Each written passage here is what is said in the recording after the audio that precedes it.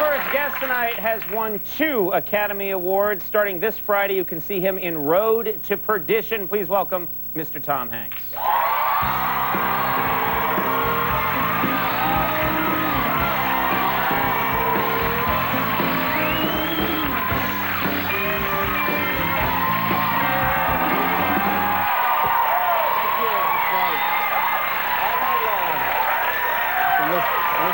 That's nice. Thank you. Thank you very much. Thank you. There's... What about it? It's, please, that's getting embarrassing. What was that? Are you all right? Trying to deal with it. Yeah, you're trying to deal with all that love. I was watching Max. I was peeking through the curtain to see Max play the drums. Oh. Like frying eggs up there, Max. Just frying eggs. Just frying the eggs. That's some cool jazz term I never heard. Check out that guy frying up them eggs. I've actually met professional drummers and tried to use that, hoping that it would catch on. Never does. Never does? What are you talking about? You would like frying eggs. So it never works out that way. Let's try and get that going. It's occurring to me right now that there's a lot more money in being a Tom Hanks look-alike than there is in a Conan O'Brien look-alike. Well, don't you think? Have they really found one? I think that's the case. Most of them are working at 7-Elevens, and where I should be. It's a good thing for them. You know, the studio was kind enough to arrange this screening of Road to Perdition for me. 10 o'clock this morning, I see the movie, and I really loved it. This is a great movie. Thank you. Yes, you should be very happy. Did you get in cheaper? Was there a 10 o'clock price? Like if you bring the cleaning crew a Starbucks, you get in to see the movie. Something like that. It's like that cheap. That's pretty much how I go. But it's, you know, I'm looking at this and I thought, I think I've seen every movie you've ever done. I've never seen you play anybody like this. You're playing. This is a hard man. This is a tough guy. Yeah, he's got a tough job. Yeah. Yeah. Yeah. Which appeals to one guy in the audience. You know, you haven't seen it, but he does. He is an enforcer, so he beats people up and he scares people, and occasionally he rubs them out. He kills them. And you know, you pull it off, because if someone described to me that you were going to play that guy, I'd think, I don't know if he's such a likable man, Tom Hanks. Well, and then I see you do this, and you're. You know, I've killed people in other films. Who have you killed in other films? You know, I killed some. I killed Nazis in Saving Private Ryan. True. And true. Yeah. True. Well, you know what they say? The only good Nazi. Never mind. Like there are good ones. Yeah. You know, I don't understand. Yeah. And I also, I believe, I'm not sure. I have to see the movie again, but I think I killed the guy who shot Hooch. I'm not sure. Maybe I just winged it. I haven't seen that in a while. I know the guy who shot Hooch made me really, really mad. So I don't even remember that, but I'm sure it went something like, Hooch, no! Come on, man. You know, this, I got to tell you, I myself rag on the Hoochie Pooch quite a bit, but I worked so hard on that. We all worked so hard on that movie. It's actually good stuff in there. It's good film. This is an opportunity, I would think, for you in this movie to do that classic 30s gangster talk that we all saw. Yeah. Yeah, that kind of.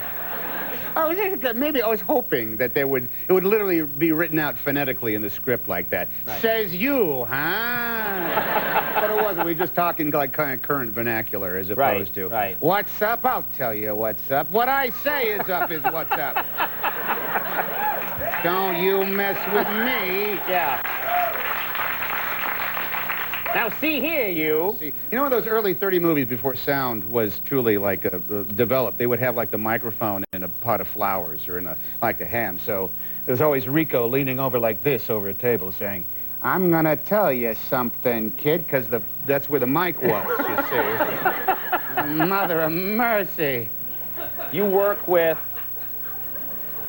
Paul Newman. Yes, I do. And there aren't many people that you can say are true icons. They throw that word around sometimes, and then they overdo it. They say someone's an icon. Yeah, and Paul would hate to be labeled as he doesn't want to like get in anybody's way or be anything other than just a guy. But yeah, I mean, it's astounding. I mean, I remember going to see this Hombre. This is a movie. Paul Newman is Hombre. It was this fat. I was like 8 years old when I saw this movie.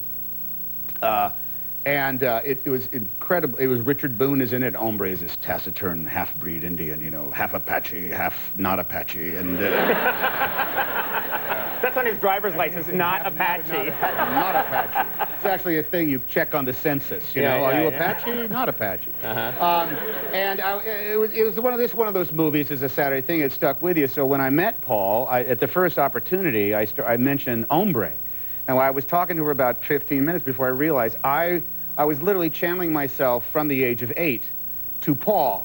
You know, I said, yeah, you were so great in that movie, Hombre. I went and saw that movie, Hombre, and you were so great. The way you're up on the mountain, you came down, you shot Richard Boone like that. That was so great when you did that. You shot that guy right in the head, and he came down and threw a rock at it. It was so great. And I was so embarrassed.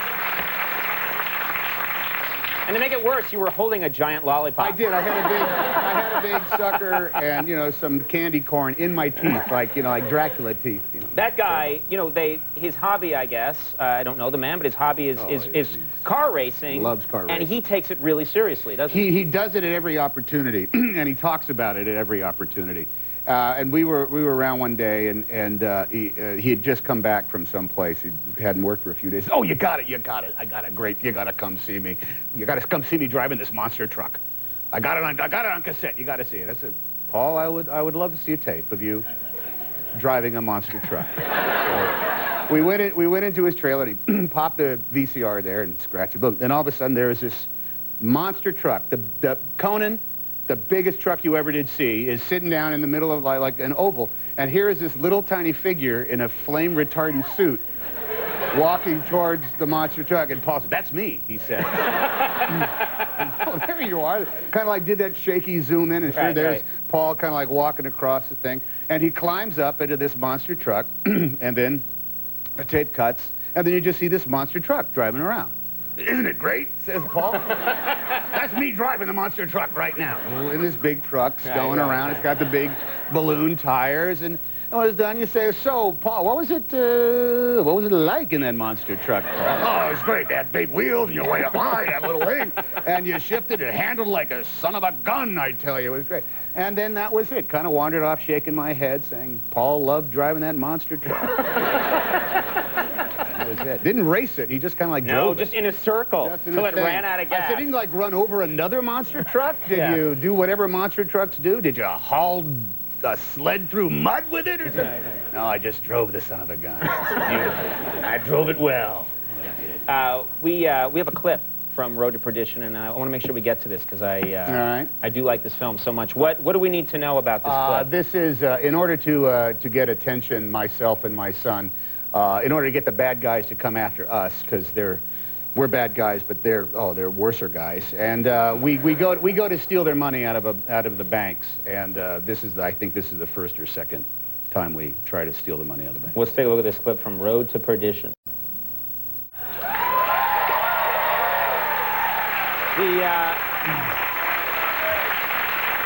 The film looks great. The cinematography's great. Conrad Hall is a cinematographer, and it's not a nice man. He's just a fabulous artist. It was a great set to walk onto every day. You had recently an AFI, American Film Institute, paid tribute to you. Yes, they did. Which is you're still a young actor, but they paid tribute to a lifetime of work. I think they chopped off lifetime just to make a life achievement award. Okay. Yeah, and they showed clips from all your stuff, and I thought, you know, this man, Tom Hanks, has been good to us. I would love to honor him in the same way by showing clips of all your work. We looked into it. It's really expensive. Very cheap. So I said, all right, we still got to honor him. What if we just show clips of his appearances on this show? Oh, all lovely. his appearances. That would be magnificent. You've only been on 2 times. Yeah, that's a problem. So then we thought, what if we show, this is your 3rd now, but we can't show a clip of that, because they can't literally, you'll see. I understand. So I thought what we'll do is we'll show clips of your 2 appearances and then pad it out with other guys named Tom who've been on the show. Oh. But take a look at this fine tribute to you right now. Enjoy. All right. You are so beautiful.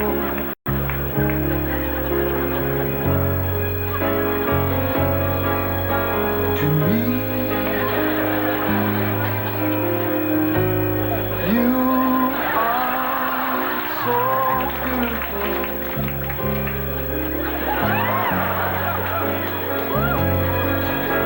to me. Can you see?